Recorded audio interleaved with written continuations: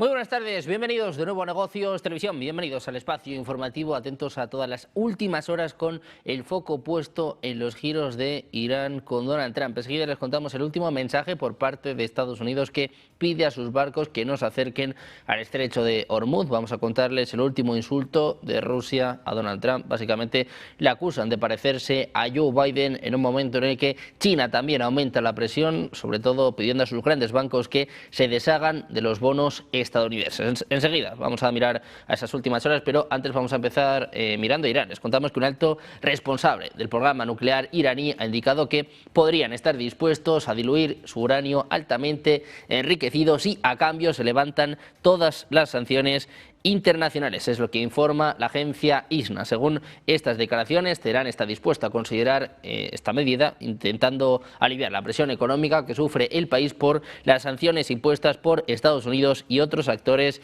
internacionales. Irán insiste en que enriquecer uranio es un derecho soberano y que no va a aceptar restricciones que limiten su programa nuclear. Esta propuesta apunta a una posible vía de negociación si se ofrece un levantamiento completo de sanciones. Hasta ahora Irán ha reiterado que no va a renunciar al enriquecimiento de uranio ni tampoco va a retirar el material enriquecido de su territorio. Pendientes de las tensiones entre Estados Unidos e Irán, les contamos también que autoridades iraníes han arrestado este lunes a Hossein Karoubi, hijo del líder del Movimiento Verde de 2029, Mehdi Karoubi, por supuestamente ser el redactor de un comunicado en el que se culpaba a los dirigentes de la República Islámica por la represión de las protestas y reclamaban su salida del poder. Se trata de esta forma del quinto político detenido desde ayer por la noche por criticar la represión de las protestas en las que han fallecido miles de personas en enero. Karoubi fue arrestado después de ser citado por la Fiscalía de Teherán, es lo que informa su abogado, que no ofreció más detalles acerca de la detención. La agencia Fars, vinculada con la CGRI, indicaba que Karoubi fue arrestado como instigador, redactor y difusor del comunicado subversivo que publicó su padre y el también opositor Mir Hossein Mousavi a finales de enero. Y en medio de estas conversaciones, de estas tensiones entre Irán y Estados Unidos, vamos a mirar a las últimas declaraciones por parte de Donald Trump. Insiste en que todavía quieren negociar. We likewise had very good talks on Iran. Iran looks like it wants to make a deal very badly. We have to see what that deal is. But I think Iran looks like they want to make a deal very badly, as they should. Last time they decided maybe not to do it, but I think they probably feel differently. We'll see what the deal is. It'll be different than last time. And we have a big armada, we have a big fleet heading in that direction. We'll be there pretty soon. So we'll see how that works out. Mientras tanto, la administración Trump ha advertido a Irán que espera que la delegación encabezada por el ministro de Exteriores iraní, Abbas Araghchi, acuda a la próxima reunión con sustancias significativas, lo que informa The Jerusalem Post. El viernes pasado, Steve Witkoff y Jared Kushner, además del almirante Brad Cooper, se reunieron en Omán con Araghchi y altos cargos iraníes. Esta fue la primera cita descrita por ambas partes como una buena reunión, centrada sobre todo en el formato y la metodología de estas conversaciones. Así hablaba también Trump de las reuniones en Omán. Willing to wait for can be reached. Well, you have to get in position. We have plenty of time. If you remember Venezuela, we waited around for a while, and we're in no rush. We have, very good talks going with Iran. We have very good talks going with Russia and Ukraine. We're doing a lot of good talking, and I think we had the results today were with Iran. It was a meeting. We're going to meet again early next week, and they want to make a deal. Iran, as they should, want to make a deal. They know the consequences if they don't. If they don't make a deal, the consequences are very steep. So we'll see what happens. But they had a very good meeting with a very high representative of Iran, and we'll see how it all turns out. Pendientes de Estados Unidos y de Irán, les contamos también que precisamente Estados Unidos ha mandado un aviso a los barcos con bandera estadounidense. Dice que deben mantenerse lo más lejos posible de las aguas iraníes cuando naveguen por el estrecho de Hormuz, después de que un barco fuera acosado la semana pasada, es lo que informa la agencia Bloomberg. Las fuerzas iraníes han usado pequeñas embarcaciones y helicópteros durante operaciones de abordaje, intentando forzar a los buques comerciales a ingresar a aguas territoriales iraníes. El pasado 3 de febrero, febrero, el gobierno de Estados Unidos también lanzó un aviso marítimo. La advertencia llega pocos días después de que funcionarios de Estados Unidos y de Irán mantuvieran conversaciones diplomáticas en Omán tras las reiteradas amenazas de Trump con ataques aéreos por la violenta represión de las protestas iraníes y también por el programa nuclear de Irán.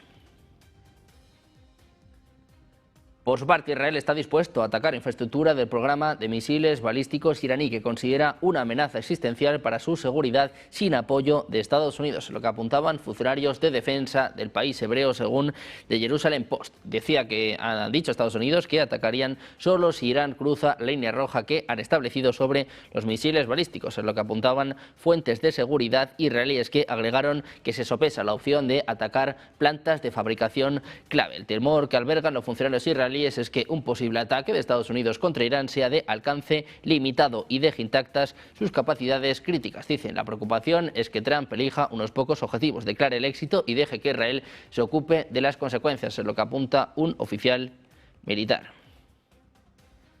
Precisamente mirando a Estados Unidos, les contamos que fuerzas estadounidenses han abordado un tanquero después de una persecución del gato y el ratón desde el Caribe hasta el Océano Índico. Es lo que apunta el Pentágono, mientras Washington expande su alcance geográfico en una ofensiva en curso contra una flota fantasma global usada para exportar el crudo sancionado. El Aquila 2 partió de la terminal de José en Venezuela a principios de diciembre. Según los datos de seguimiento de la agencia Bloomberg, parecía tener como destino a China. El barco fue interceptado mientras se dirigía al estrecho de La Sonda, entre las islas indonesias de Java y Sumatra. Se trata del último barco vinculado a Venezuela que Estados Unidos ha tomado bajo su control desde diciembre, y el más alejado de las aguas del Caribe, subrayando hasta dónde está dispuesto a llegar Washington para imponer su cuarentena energética en todo el mundo.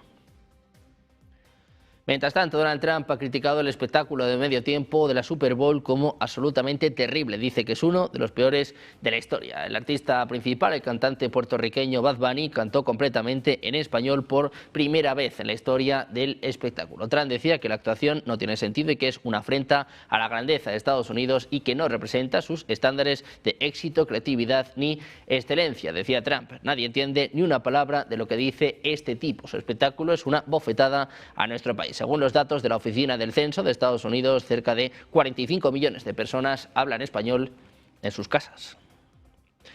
Mientras tanto, les contamos que poco después de ofrecer una de las actuaciones más comentadas, más polémicas de los últimos años en la Super Bowl, Bad Bunny borró por completo su Instagram, donde tiene 51 millones de seguidores. Ahora mismo, lo pueden comprobar, está completamente en blanco. La actuación del cantante en el entretiempo del Super Bowl este domingo por la noche ha generado reacciones divididas. Incluso Donald Trump la califica de absolutamente terrible. Para aumentar la expectación posterior a este espectáculo, Bad Bunny borró su Instagram y dejó de seguir a todos, lo que ha dejado a los fans confundidos y ha desatado una ola de memes y también de debates en las redes sociales. Pendientes de la Super Bowl, pendientes de Estados Unidos, volvemos a mirar a Donald Trump. Dice que la frontera es más segura que nunca. Dice que llevan 9 meses sin que nadie entre ilegalmente. It is extremely secure, more so than it's ever been. We've got 9 months with 0 people coming in illegally. And I think the immigration problem we're doing very well. And crime is at a record low for 125 years, just announced. Lowest has been since 1900. That's pretty good, that's a long time. Desde Estados Unidos y de los mercados saben que el foco está puesto en el mercado cripto, con Bitcoin que sigue cayendo, sigue por debajo de $70.000, y con MicroStrategy que sigue comprando. Desde octubre se han evaporado billones de dólares en valor de los mercados de criptomonedas globales, hundiendo a una industria en ascenso defendida por Donald Trump. Las criptomonedas se suman a una lista creciente de socios de la coalición MAGA, desde los populistas centrados en Epstein hasta los agricultores y los hombres latinos que ahora cuestionan si la vuelta de Trump al poder ha cumplido sus expectativas. Muchos líderes del sector cripto se han tragado, por ejemplo, su malestar el año pasado, después de que las monedas meme de la marca Trump generaran ganancias masivas para los insiders, dejando a los minoristas con su valor prácticamente desplomado. Las preocupaciones éticas se han profundizado a medida que la empresa de criptomonedas de la familia Trump ha recaudado cientos de millones de dólares. A pesar de los múltiples factores que impulsan la caída de Bitcoin, el presidente Trump alguna vez fue aclamado como el mayor aliado de las criptomonedas. Sin embargo, ahora se ha convertido en uno de sus chivos expiatorios. Con el foco puesto en el mercado cripto, vamos a mirar también a Reino Unido. Vamos a contarles que Tim Allen, director de comunicaciones de Keir Starmer, ha renunciado después de 5 meses en su cargo. Su renuncia se ha producido un día después de que el jefe de gabinete del primer ministro, Morgan McSweeney, también dimitiera. Allen decía que ha decidido retirarse para permitir la creación de un nuevo equipo número 10. Decía, le deseo mucho éxito al primer ministro y a su equipo. Esta renuncia es otro golpe a la posición de Starmer en medio de una furiosa disputa sobre la decisión de nombrar a Peter Mandelson embajador en Washington a pesar de sus estrechos vínculos con Jeffrey Epstein. Les estamos hablando de este jaque, de este Starmer que está completamente acorralado. Escuchen las últimas declaraciones que llegan desde Escocia. Piden la dimisión inmediata de Starmer. And it's not without pain, as I have a genuine friendship with Keir Starmer. But my first priority and my first loyalty is to my country, Scotland. And I am not willing to sacrifice Scotland's NHS, our schools, our communities, our towns, cities, villages and islands to a third decade of an SNP government. That's why the distraction needs to end and the leadership in Downing Street has to change. Mientras tanto, el viceministro de Exteriores ruso, el ministro Sergei Lavrov, declaraba este lunes que las negociaciones para reemplazar el nuevo tratado de armas nucleares START también deberían involucrar a Reino Unido y a Francia. Sergei Ryabkov explicaba que Gran Bretaña y Francia, como aliados cercanos de Washington, también deberían participar en las discusiones. El tratado New START entre Estados Unidos y Rusia, que limita las armas estratégicas ofensivas, expiró el 5 de febrero. Moscú había expresado su deseo de renovarlo, mientras que Donald Trump sugería que se debería alcanzar un nuevo acuerdo.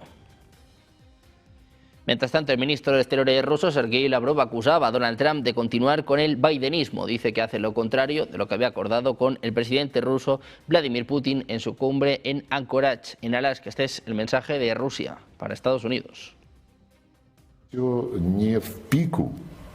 Кому бы то ни было, прежде всего Соединенным Штатам, а это просто в силу того, что Соединенные Штаты реализацию всех процессов вот в тех областях, о которых я упомянул, ставят под свой жесткий контроль.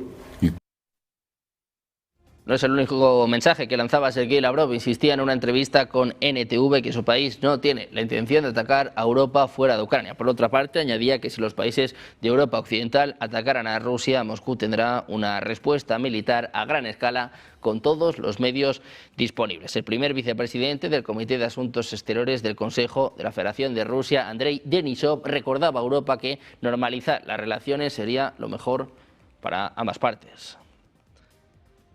Mientras tanto, en Europa, lejos de dialogar, lejos de acercar posturas, siguen golpeando a Rusia. El brazo diplomático de la Unión Europea, el SEE, ha propuesto por primera vez añadir puertos de terceros países a las sanciones contra Rusia, es lo que apunta un documento de propuesta presentado este lunes. Ha propuesto conjuntamente con la Comisión Europea el 20º paquete de sanciones, donde quiere incluir en la lista, por ejemplo, el puerto de Kurevi en Georgia y el puerto de Karimun en Indonesia por manejar petróleo ruso, es lo que apunta el documento al que tenía acceso la agencia Reuters. La Unión Europea propone retirar a 2 bancos chinos de las listas de sanciones. También propone sumar a bancos de Laos, Tayikistán y 2 bancos de Kirguistán por prestar servicios de criptoactivos a Rusia. Además, propone sancionar a 42 nuevos buques, principalmente tanqueros vinculados a la flota en la sombra de Rusia. También estaría proponiendo, también pondría sobre la mesa, incluir el puerto de Kurevi en Georgia y el puerto de Karimun en Indonesia. Esta propuesta marcaría la primera vez que se incluyen puertos de terceros países en un paquete de sanciones de la Unión Europea. Estas medidas formarían parte del 20º paquete de sanciones de la Unión Europea contra Rusia. Precisamente la Unión Europea está preparando una serie de opciones para integrar la membresía de Ucrania en un futuro acuerdo de paz, es lo que apunta una última hora de la agencia Bloomberg. Las opciones que se están considerando incluyen brindar a Kiev desde el principio la protección que conlleva la adhesión a la Unión Europea, así como acceso inmediato a algunos derechos de la membresía. Al mismo tiempo, el bloque daría a Ucrania un cronograma claro de los pasos que debe seguir para avanzar con el procedimiento formal. Otras opciones sobre la mesa implicarían continuar con el actual camino de adhesión o introducir un periodo de transición y una membresía global a este proceso. Un borrador del plan de paz de 20 puntos en el que Ucrania ha estado trabajando principalmente con Estados Unidos prevé la adhesión a la Unión Europea en 2027, con Kiev recibiendo algunos de los beneficios de la membresía de forma interina. Zelensky ha declarado que su país aspira a unirse al bloque para ese año, ya que la membresía es una garantía de seguridad clave para Ucrania. Pendientes de Ucrania y de Rusia, con mensajes desde Alemania que hablan de un posible ataque ruso dentro de 2 o 3 años, con Macron que se desmarca del caso Epstein. Vamos a hacer una pequeña pausa, 2 minutos, y enseguida la información. Negocios Televisión.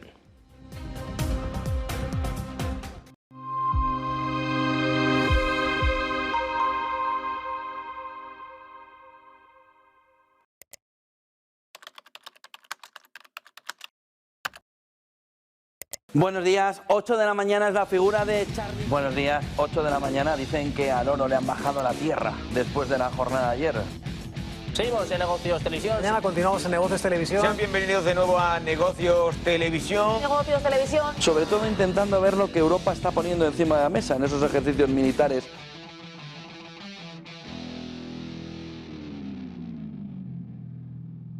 Un nuevo recargo en la nómina. Desde 2026 todos los trabajadores van a aportar un 0,9% adicional a la seguridad social, 0,15 por trabajador, 0,75 de la empresa. No se preocupe que esto Hacienda está súper digitalizada, lo van a quitar directamente desde la seguridad social. Esto en España estamos hablando, ¿eh? No se preocupe que ahí la digitalización no es como cuando usted pide, oye, ¿y este recibo? Oye, ¿y esto? Ahí no, ahí, en la recaudación, esto es rapidísimo. Aquí lo van a trincar directamente, un 0,90% de la nómina, es decir, cerca del 1%, a pagar las pensiones. ¡Ay! Pero si no había ningún problema.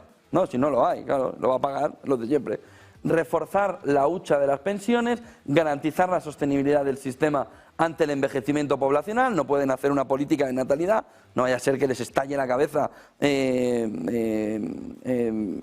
alrededor de cómo poner medidas encima de la mesa que resuelvan a medio y largo plazo el problema, que no quieran hacer una política de natalidad como Dios manda, pero la realidad es, y esto no puede ir acompañado por un sistema claro de apoyo a la natalidad, no parece ser.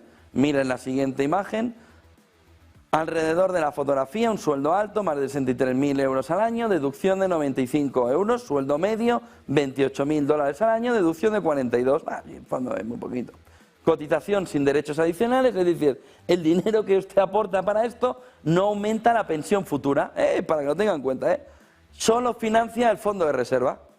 Esto no va para cotizar, esto va porque hay un agujero. Aplicación, como les digo, automática, la retención la hará, porque en esto sí que vamos muy avanzados digitalmente, aquí no nos dejamos nada.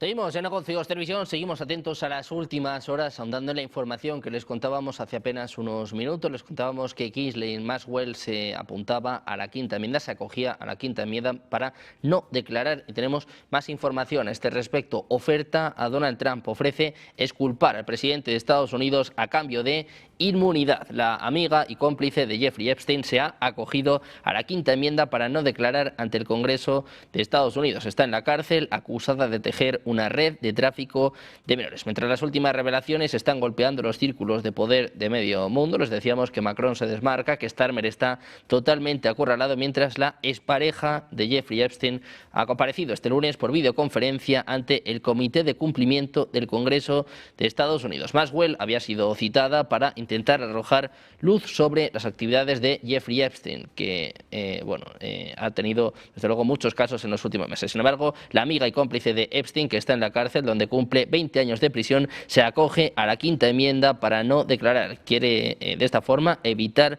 responder a las preguntas de los miembros del comité. David Marcus ha explicado que ella estaría dispuesta a despejar las dudas que existen sobre las relaciones de Donald Trump y de Bill Clinton con Jeffrey Epstein si se le concede inmunidad. Dicen literalmente, solo ella puede ofrecer la versión completa. Puede que a algunos no les guste lo que escuchan, pero la verdad importa. Por ejemplo, tanto Trump como Clinton son inocentes de cualquier delito. Solo la señora Maxwell puede explicar por qué, y el público tiene derecho a esa explicación. Mientras se intenta mantener el silencio, Maxwell dice que se sabrá la verdad si Trump le concede el indulto. Pendientes de esta última hora de este escándalo en Estados Unidos que está sacudiendo a todo el mundo, que también está afectando, por ejemplo, a Reino Unido, mientras nosotros vamos a hablar de Alemania. Les contamos que se está preparando para la opción de que Rusia ataque a la OTAN en los próximos 2 o 3 años. Gerald Funke, el jefe del Comando de Apoyo de las Fuerzas Armadas de Alemania, abordaba esta opción en una entrevista con el diario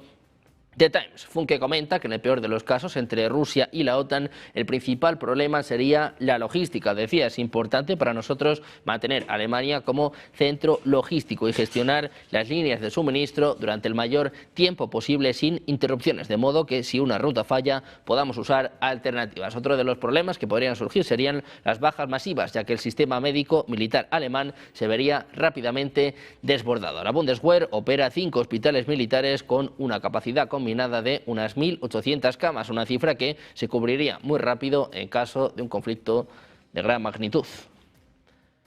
Hablamos ahora de Francia. El presidente francés Emmanuel Macron ha comentado la publicación de documentos relacionados con el caso de Jeffrey Epstein. Señala que es un tema que afecta principalmente a Estados Unidos, por lo que la justicia debe hacer allí su trabajo, dice Macron. Creo que es un asunto que concierne sobre todo a los Estados Unidos de América. Por lo tanto, la justicia de allí debe hacer su trabajo. Eso es todo, es lo que apuntaba este lunes tras la inauguración de la Feria de Vinos Wine Paris en la capital francesa. En ese sentido, agregaba que no desea participar en un debate público sobre este tema. Decía, es un asunto importante, la justicia debe hacer su trabajo porque hay víctimas, hay que esclarecer la verdad, lo que supone que la gente haga su trabajo de forma metódica, eso es lo importante. Macron ha reclamado un trabajo periodístico genuino basado en la información que se ha revelado. Advierte que detrás de esto también se alimentan muchas teorías conspirativas, decía Macron. Evidentemente tenía un sistema muy amplio, lo que justifica que la justicia haga su trabajo de forma independiente y con calma. Hablamos también de China para contarles que el magnate de los medios de comunicación de Hong Kong, Jimmy Lai, fue sentenciado a 20 años de prisión durante su juicio por seguridad nacional este lunes, lo que ha provocado una rápida condena de los legisladores de Estados Unidos y de varios gobiernos extranjeros. Lai, ciudadano británico, es el fundador del periódico Apple Daily, ahora clausurado, que publicó artículos críticos contra el gobierno del Partido Comunista Chino y sus líderes designados en Hong Kong. Lai fue una de las primeras figuras destacadas arrestadas bajo la Ley de Seguridad Nacional de 2020 impuesta por China en respuesta a las protestas que azotaron la región administrativa especial durante meses. Lai fue sentenciado por 3 cargos relacionados con poner en peligro la seguridad nacional por el Tribunal de Primera Instancia de Hong Kong. Es la condena más larga hasta la fecha bajo la Ley de Seguridad Nacional de Hong Kong y en la práctica es cadena perpetua para el hombre de 78 años. Donald Trump ha declarado que le pidió a su homólogo chino Xi Jinping que considerara la liberación de Lai, citando informes sobre su mal estado de salud. 8 coacusados, incluidos 6 empleados de alto rango del Apple Daily, un activista y un asistente legal, fueron condenados a penas que van desde 6 años a 3 meses a 10 años por cargos relacionados con colusión. Mirando a China, también les contamos que los reguladores han aconsejado a las instituciones financieras que limiten sus tenencias de bonos del Tesoro estadounidense, citando preocupaciones sobre riesgos de concentración y volatilidad del mercado. Es lo que apunta una información de la agencia Bloomberg. Los funcionarios instaban a los bancos a limitar las compras de bonos del gobierno de Estados Unidos, instruyendo a aquellos con esta alta exposición a reducir sus posiciones. En concreto, decía que la directiva no se aplica a las tenencias estatales chinas de bonos del Tesoro estadounidense. Comunicada verbalmente a alguno de los bancos más grandes del país en las últimas semanas, la orientación refleja la creciente cautela de los funcionarios ante la opción de que grandes tenencias de deuda pública de Estados Unidos expongan a los bancos a fluctuaciones bruscas. Estas preocupaciones se asemejan a las expresadas por gobiernos y gestores de fondos de otros países en medio de un creciente debate sobre la condición de refugio seguro de la deuda de Estados Unidos y del atractivo del dólar. También miramos a más temas, miramos a la primera ministra japonesa, Sanae Takaichi, que arrasaba en las urnas en las elecciones de este domingo. Aseguraba 2/3 de la Cámara Baja del Parlamento en las elecciones anticipadas. La cadena pública de televisión ha indicado que el Partido Liberal Democrático y su socio de gobierno aseguraban a menos 316 de los 465 escaños en liza en la Cámara Baja, la más importante de los 2 que conforman el Parlamento. Takaichi superaría así en solitario la mayoría absoluta de 233 2023 que marcaba como objetivo. También la amplia mayoría de la coalición gobernante le va a permitir aprobar proyectos de ley rechazados en la Cámara Alta, donde ambos partidos están en minoría. Mientras tanto, el presidente de Estados Unidos, Donald Trump, felicita a la primera ministra japonesa, Sanae Takaichi, por la aplastante victoria de su partido en las elecciones generales de Japón. La elogiaba como una líder respetada y muy popular, diciendo que era un honor para él respaldarla, tanto a ella como a su coalición. Decía Trump, le deseo mucho éxito en la aprobación de su agenda conservadora de paz a través de la fuerza. El maravilloso pueblo japonés, que votó con tanto entusiasmo, siempre contará con mi firme apoyo, es lo que apuntaba en un mensaje en Truth Social. La presidenta de la Comisión Europea, Ursula von der Leyen, también felicitaba a la primera ministra japonesa por su histórica victoria en las elecciones generales. El Partido Liberal Democrático de Takaichi obtuvo 316 escaños en la Cámara de Representantes, más que cualquier otro partido en la historia de Japón. Pendientes de Japón, mirando esta victoria histórica por parte de Takaichi en un momento en el que el foco está puesto también en Cuba, que va a suspender el abastecimiento de combustible de sus aviones durante al menos un mes, es lo que apuntaba un funcionario anónimo de Aerolíneas Europeas. La medida va a entrar en vigor presuntamente a la medianoche de este martes. Air France informaba al medio que planea transportar combustible a otros lugares del Caribe. Cuba enfrenta escasez después de que Donald Trump impusiera aranceles a los países que le suministraban petróleo y cortara las exportaciones de energía de Venezuela.